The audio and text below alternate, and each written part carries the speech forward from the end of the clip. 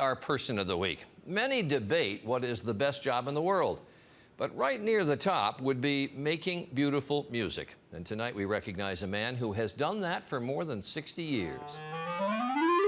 I'm 80 years old.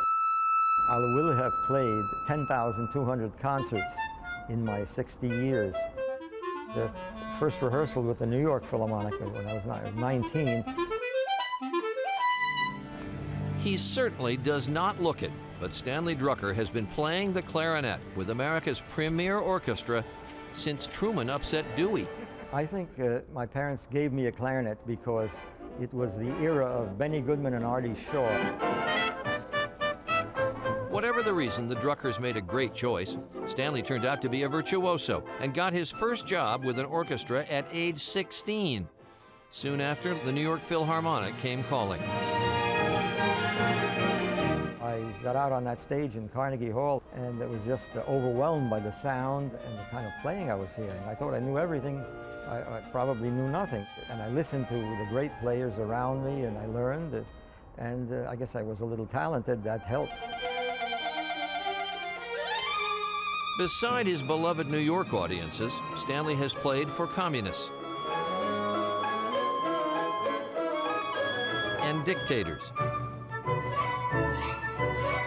and the newly free. Just days after the wall came down, he played in East Berlin. We performed the Ninth Symphony of Beethoven. He changed two words in the Ode to Joy from Freude to Freiheit, from joy to freedom. Not surprisingly, Stanley holds the record for longest tenure with the New York Philharmonic. But after playing for more than 40 million concertgoers over 6 decades, this week Stanley played his final note at Lincoln Center. I feel at this point in my life I'm still doing everything I have ever done the same way. This is great to stop at this point.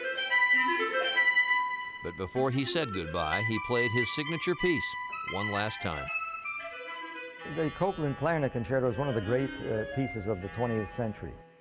It's got all the elements of melody, and it has a lot of the Copland-esque rhythms and accents.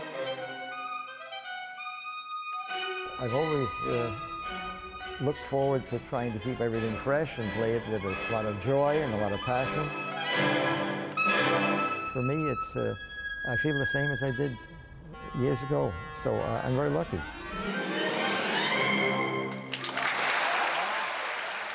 And so we choose Stanley Drucker. Most musicians get a gig for a night or two. If they're lucky, a week. Drucker's gig lasted 6 decades, but in this case it wasn't luck, it was talent.